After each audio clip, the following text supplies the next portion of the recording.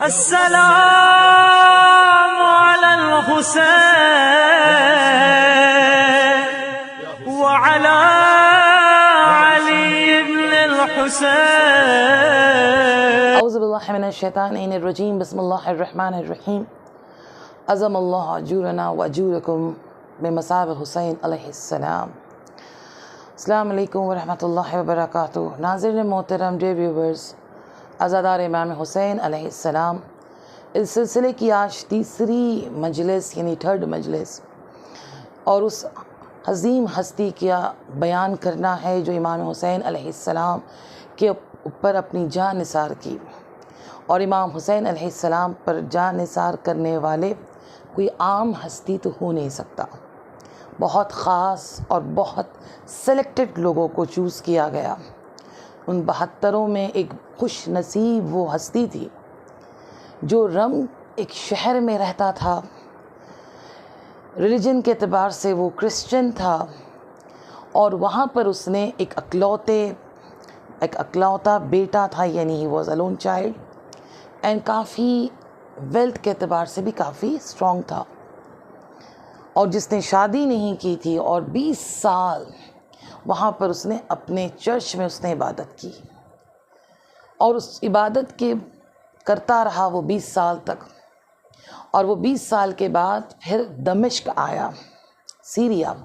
وہاں بھی وہ 20 سال تک عبادت کرتا رہا کنٹینیوسلی 40 ایئرز. جب وہ عبادت بہت کیا اس نے، تو اس نے خواہش کی پروردگار سے کہ اپنے نبی کے ذریعے سے، جس کو وہ اپنا رہبر مانتا تھا، حضرت عیسیٰ علیہ السلام کے طفیل میں دعا کی کہ پروردگار، ہم چاہتے ہیں کہ ہم نے جو عبادت تیری کی ہے خلوص کے ساتھ، کوئی دکھاوا نہیں تھا، کوئی ایسا نہیں تھا، کوئی ریاکاری تھی، تو میں اس کے بدلے کچھ ایسا چاہتا ہوں جو کسی عیسائی کو نہ ملا ہو. خداوند عالم کو اس کی بات پسند آئی، اور حضرت عیسیٰ علیہ السلام کو اس نے خواب میں دیکھا، جو اس کے نام سے اس کو پکار رہے تھے، قیس جس کا نام تھا. اور حضرت عیسیٰ علیہ السلام نے اس کو خواب میں بشارت دی کہ تم اس وقت کوفہ چلے جاؤ، تمہاری جو خواہش ہے اس جگہ سرزمین میں، عراق جو کنٹری ہے، اس میں تمہاری یہ خواہش پوری ہو سکتی ہے. بہرحال وہ عراق میں آ کر رہنے لگا، اور عراق کے مثلا کوفے کے کسی چرچ میں اپنی زندگی بسر کر رہا تھا. دنیا والوں سے کوئی اس کو مطلب نہیں تھی، اور تنہائی میں عبادت کیا کرتا تھا کہ خداوند عالم سے کچھ ایسی چیز کو وہ اچیو کر سکے جو دنیا میں اس کے لیے نوبل ہو.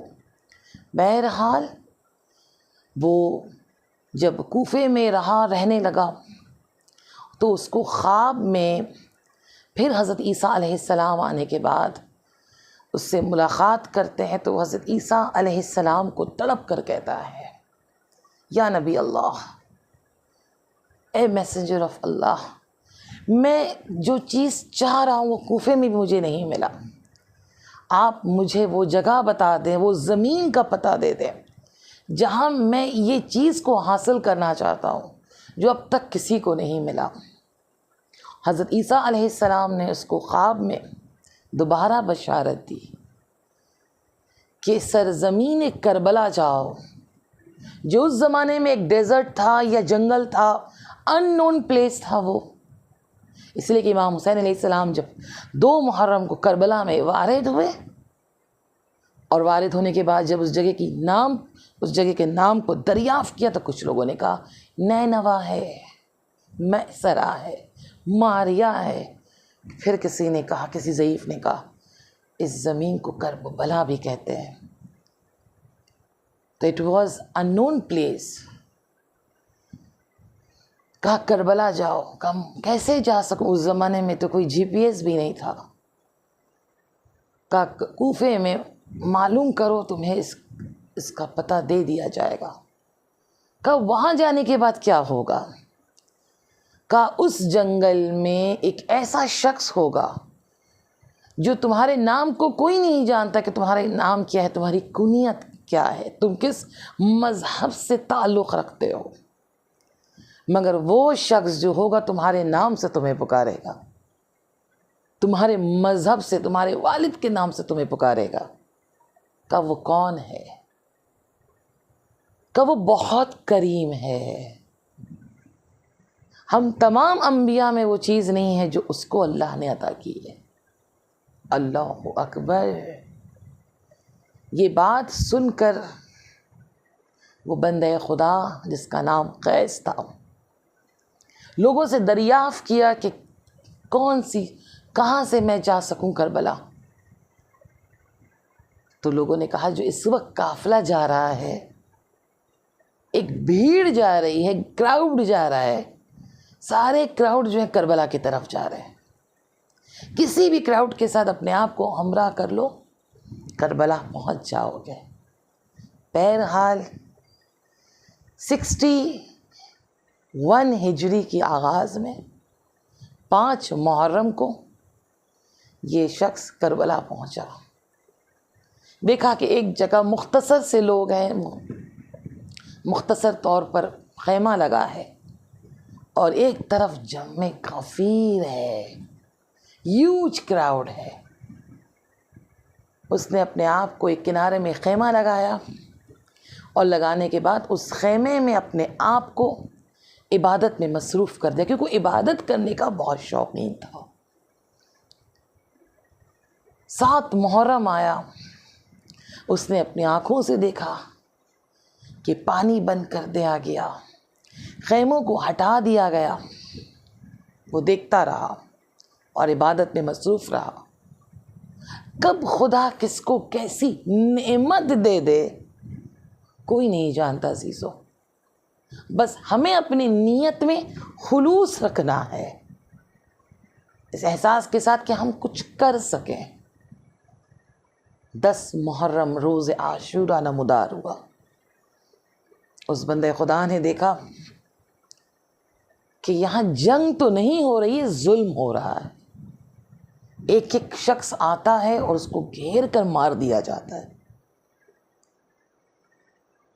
تو اس چیز کو وہ دیکھ رہا تھا، اسے پریشانی ہو رہی تھی، عبادت میں مصروف تھا۔ اس نے اچانک دیکھا 2 خوفناک چہرے کا شخص اس کے قریب آیا۔ ڈریس کوڈ کے اعتبار سے بھی وہ آیا تھا کہ وہ اس وقت وہ کرسچن ہے، اور جو صلیب تھا وہ اس کے گلے میں تھا۔ وہ 2 شخص کوئی اور نہیں، شمر ملعون اور عمر ابن سعد تھا۔ اس نے کہا کہ اے بندے خدا، ہم مسلمان کسی مسلمان کو مار نہیں سکتے، مارنا گناہ ہے۔ ایک شخص جو اس وقت بہت زخمی ہے، یہ خنجر لو اور اسے ختم کر دو۔ وہ کنفیوز تھا کہ کرے کیا، وہ کیا چاہ رہا تھا اور اس کو مل کیا رہا ہے۔ بہت اس کو انسسٹ کیا گیا۔ وہ اس خنجر کو لے کر جب بڑھنے لگا، یہ ہم سب جانتے ہیں کہ ٹیلے زینبیہ تک جناب زینب پہنچ چکی تھی۔ جناب فضہ سلام اللہ علیہا بھی ان کے ساتھ تھی موجود۔ تو جناب فضہ رونے لگی، آواز دی ہے بنت رسول، اے ثانی زہرا، غضب ہو رہا ہے، ہمارے آقا حسین کو مسلمان تو مار رہے تھے، مگر اب ایک عیسائی بھی مارنے آ رہا ہے۔ جناب فضہ سلام اللہ علیہا روایت میں ہے کہ انہوں نے روکنے کی کوشش کی کہ ہم خواتین جو اس وقت ایک چھوٹے خیمے میں ہیں، چھوٹے مقدار کی جگہ پر ہیں، ہم تمہیں اپنے زیور دے دیں گے، مگر میرے آقا کو نہ ہاتھ لگاؤ۔ اس نے کہا مجھے مال دنیا نہیں چاہیے، میں کچھ اور چیز کی تلاش میں ہوں جو مجھے نظر نہیں آ رہا۔ تو جناب زینب سلام اللہ علیہا سردار جنت کی بہن ہے، خاتون جنت کی بیٹی ہے، جن کے بابا جنت کو تقسیم کریں گے، اس کی بیٹی ہے، اس کی نواسی ہے جو شفاعت کریں گے. جناب فضہ سے کہتی ہیں اماں فضہ کہہ دیجئے اس شخص کہ میرے بھائی کو اذیت نہ دے، بہت زخمی ہے میرا بھائی، میں اس کی جنت کے لیے میں اس کی امین بنتی. جناب فضہ سلام اللہ علیہا نے جب یہ بات اس شخص سے کہی جس کا نام قیس تھا، وہ سن کر رک گیا، کہنے لگا کہیں یہ وہ شخص، کہیں یہ خاتون وہ تو نہیں ہے جو مسلمانوں کے نبی رسول خدا کی گھر کی خاتون تو نہیں ہے. ایک غیر انسان، ایک دنیا سے غفلت انسان، ایک حرف سے پہچان گیا پرسنالٹی کو، پر افسوس کلمہ پڑھنے والے پہچان نہیں پا رہے تھے.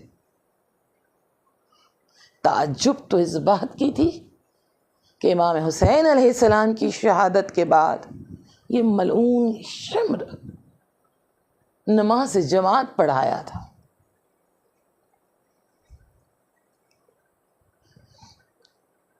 تو جناب فضہ سلام اللہ علیہ نے کہا، جب اس نے پوچھا، جناب فضہ نے کہا ہاں یہ رسول کی نواسی ہیں جس کا مسلمان کلمہ پڑھتے ہیں، جس کی نبوت کا گواہی دیتے ہیں، اقرار کرتے ہیں، اس رسول کی نواسی ہے. وہ شخص رک گیا، رونے لگا. جو زخمی میدان کربلا میں چاروں طرف دشمنوں سے گھیر کر، کہیں سے تیر کہیں سے نیزہ، کسی کے پاس کچھ نہیں تھا تو کربلا کی خاک امام حسین پر ماری گئی. وہ شخص قریب بڑھا کہ اس زخمی کو ہم بچا سکیں. جب آقا حسین کی نگاہ پڑی اس زخمی حالت میں، مولا کہتے ہیں قیس نصرانی، عبد نصرانی کے بیٹے، رم کے رہنے والے ہو. یہ سن کر مولا کے قدم پر گر گیا،